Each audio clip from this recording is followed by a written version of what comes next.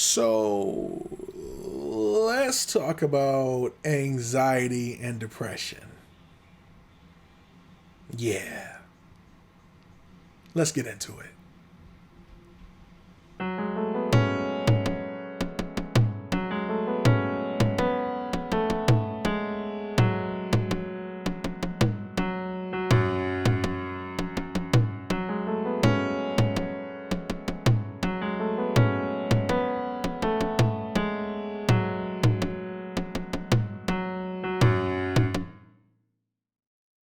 Welcome again, YouTube and all other outlets, to the third episode of Preach, episode 3.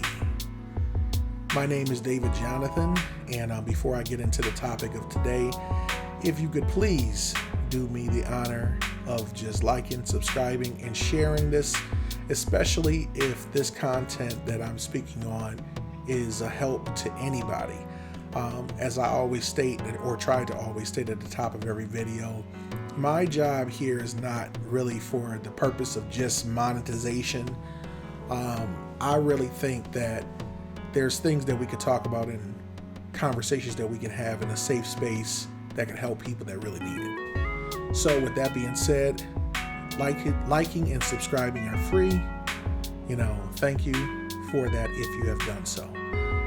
So let's talk about our topic, which is anxiety and depression.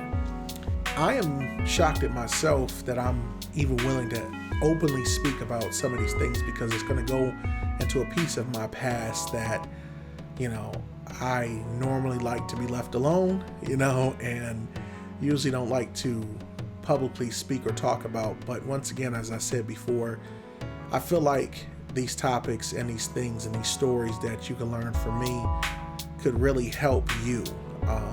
When I was going through my own episodes of anxiety and depression, I didn't have anybody that could explain to me what was going on with me until I got older and until I could actually get a proper diagnosis. So with that being said, I always like to start with a little story about myself, and so I will start younger, and I will fast forward to me being older, dealing with anxiety and depression. I've dealt with anxiety and depression my whole life. Well, I wouldn't say my whole life. I'd say like the onset of it that I can remember it beginning was at the age of 12. I noticed things with my mood and things with anxiety. I don't have any one place I could target to say what the root of it be, like what caused it, what started it. I was usually a happy kid before the age of 12. And then I think once I started to get older in school and, I was a young kid, latchkey kid at that, with responsibilities very young. I think it just brought on a little bit of anxiety, and things to cope with that I didn't know how to cope with. And I didn't know that it was labeled as something until I became older. I grew up in the east side of Buffalo, as I've stated in previous episodes, and one of the worst parts of the east side, and there was a lot of things that going on, and in order to adapt and fit in, you as a young kid would have to figure out how to survive in this foolishness. I started in the projects, of course, made my way to the uptown east side area, Ken Bailey area, for those that know or from that area. And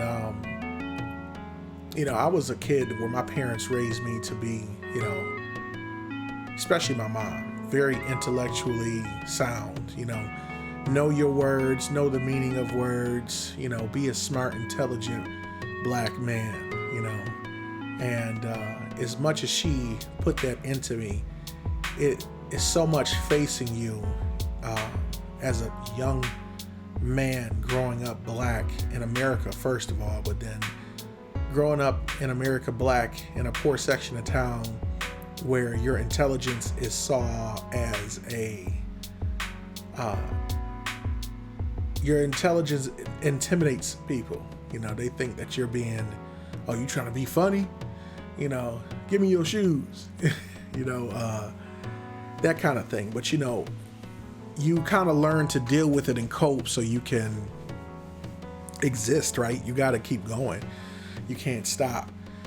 But I used to get beat up all the time. Like, I can recall a fight I got in, I wouldn't even say a fight, because a fight means that two people are fighting, right?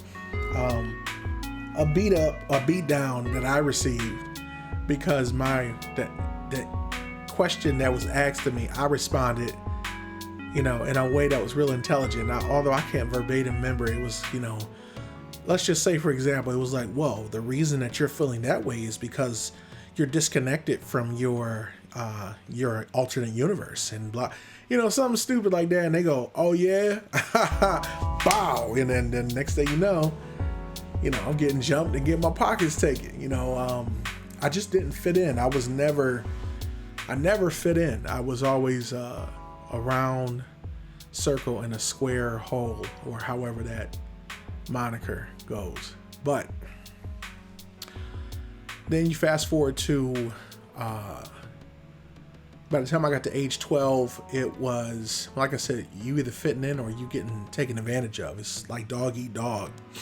And I made some decisions that I'm not proud of, that I probably would discuss in a completely different episode. But I made a lifestyle choice and change that led me to hanging with the wrong people and participating in some illegal activities. And it was in an effort to prove myself, but it was also in an effort to fit in and belong, to stop the constant feeling I felt from not fitting in, because I was different. I was whimsical. I was a huge imagination, and I did not yet know that the world was as evil as it was. Everything after 12 would show me how evil the world I live in could be. And, I narrowly avoided, many times putting myself into a situation where I could have probably gone to prison, not jail, but prison, and navigated life. It's like a bumpy ride getting through my teens. Then I went through some things in my teen years that really shook my foundation too. That I witnessed a friend dying, and that had really shook me up. Also due to violence in the neighborhood, and that had really, I would say that's when I really understood maybe what depression and anxiety was. All while this is going on, music had always been a good outlet for me to express myself. So I can't even remember how long ago, but I was always writing poems and creating music and music tracks and beats, and interested in playing all these instruments. And, it was the only thing I felt like, besides my parents, that kept me and my mind occupied and level. And it really was the thing that helped me survive my neighborhood, survive what I was, going through and coming up through. Then I got to 21 when, I thought I was in love. I thought I was going to get married at 21 years old. And the girl that I was with, it's your first love. When you have your first love, you think that it means all and everything to you until, you find out that it's not. And it wasn't, and that sent me down a very dark place too, but it was also still a dark place that I could recover from. Maybe embarrassing, but I could recover from it.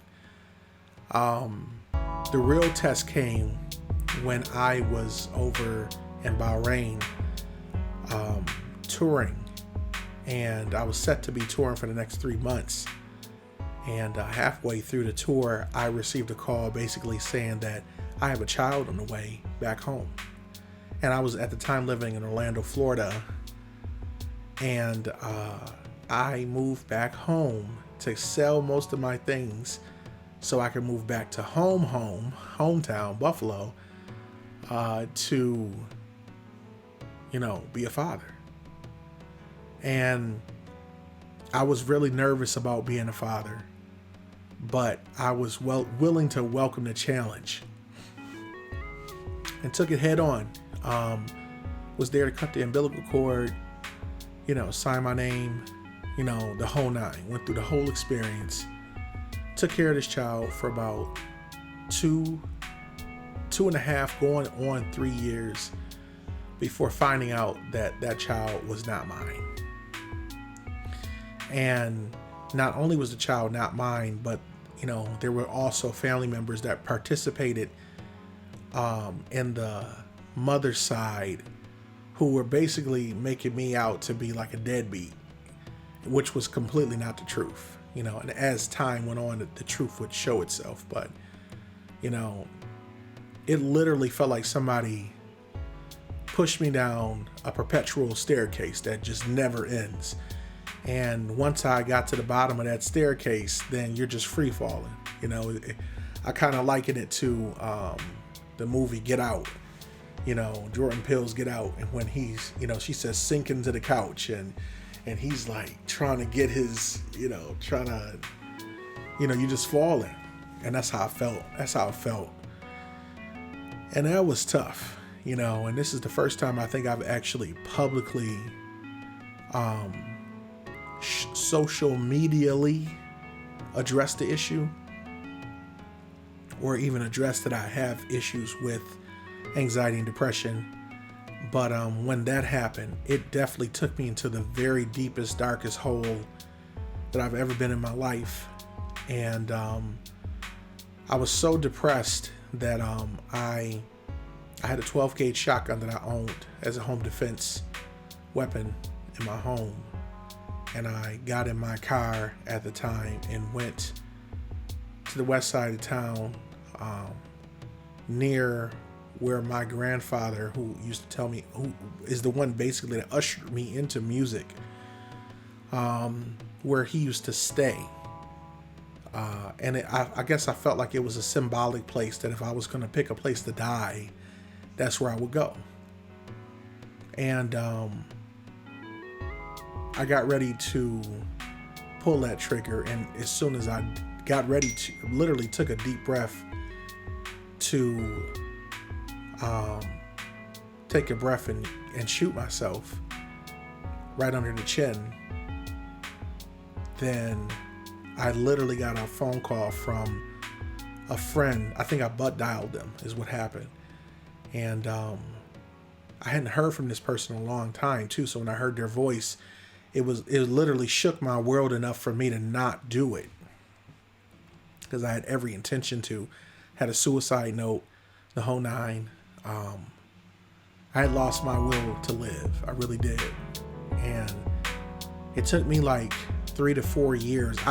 It took me 3 to 4 years to come back around in my head, but it also took me longer to continue to cope with the loss of what I thought was my child, and it was very difficult to live through that time period.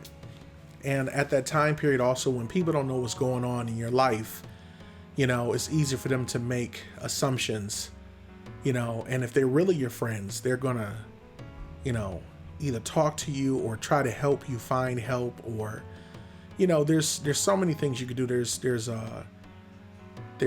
suicide help prevention lines. There's counselors.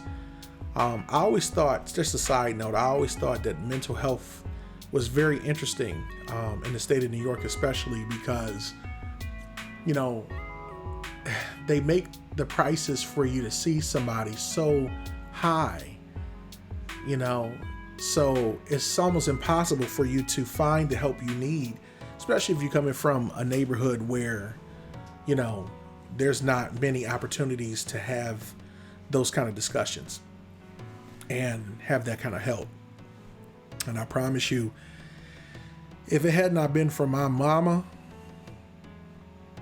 praying for me and pulling me out of those dark places, my mom had to come literally like get me out of the most lowest places that I am still to this day too embarrassed to share with all of you.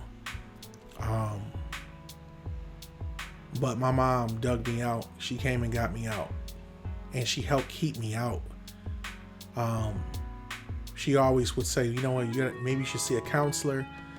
And I didn't want to do that because I didn't want to take no medication. I didn't want to do any of that. I didn't feel like I had a problem that would warrant me having to have medication, you know. And I tried to be all, I guess, holistic, you know.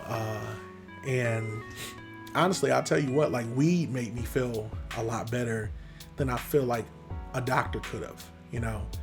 And I was wrong because, you know, I'm halfway wrong because the weed did help. Don't get me wrong, you know, but I still didn't associate weed with being the solution to my problem. So I eventually did see a counselor. I eventually did speak to a doctor that took me through some tests, and then I've gotten properly diagnosed with anxiety and depression. And to know that I finally found what it was really eye-opening because, like I said, I have been dealing with the same issues surrounding anxiety and depression my whole life, but I didn't know what it was. You know, I thought it was just me, some angst or something that I had, you know, just to find out that, I really had a problem, you know, that I needed to get help for. You know, otherwise I was going to be right back to those suicidal thoughts and things. And it's funny because when you start talking about suicidal thoughts and depression and anxiety, people immediately mark you off as crazy. And I want to tell you not to do that because that's very dismissive to the person's problem, you know, when really the person probably does need help. And if you don't know how to help, then you should contact somebody and tell them, hey, I have a friend or something going through a problem and I don't know how to help them. How can I help them? There's so many other ways to do it than to just be dismissive, because I had somebody who I used to think was a friend and they were going around telling people that I had mental illness.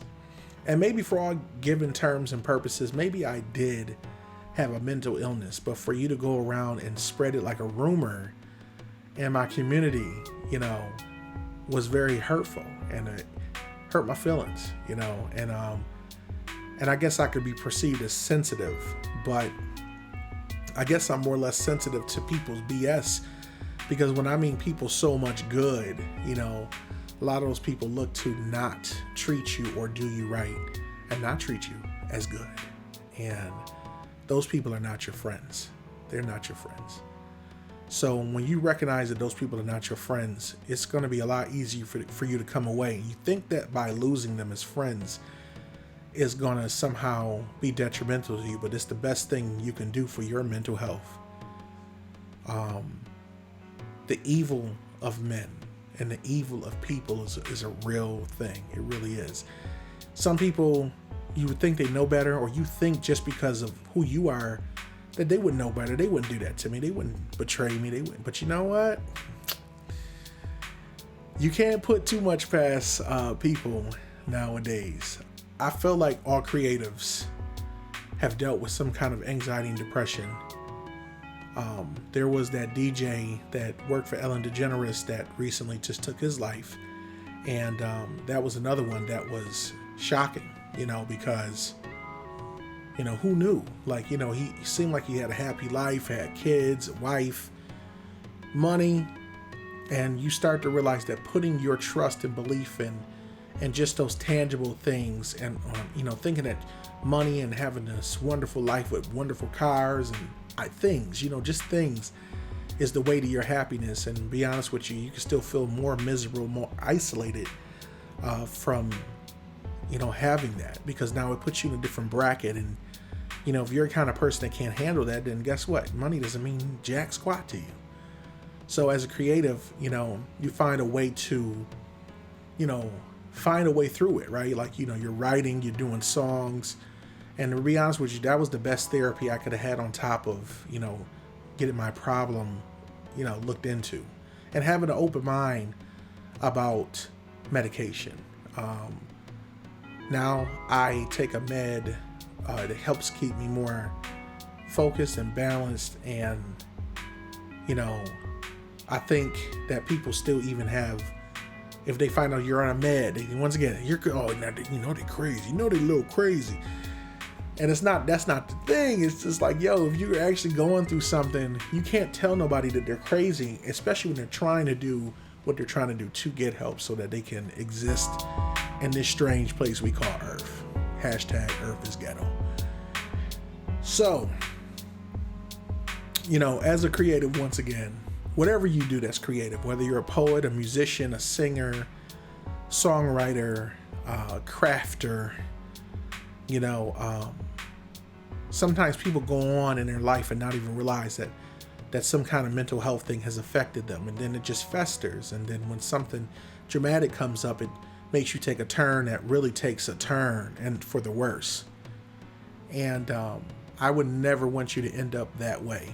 And I will also leave a suicide prevention hotline number in the description, and I'm going to also pop it up on the screen, just so you understand that there's other ways than taking yourself and removing yourself from this planet. Because to be honest with you, although that might seem like a very simple solution, there are other solutions. Because what is the world without your art in the atmosphere? And I had to come to a point of appreciating what I have to bring to the table for art, and what my voice needs to say in times like these. It has given me perspective. It's given me balance.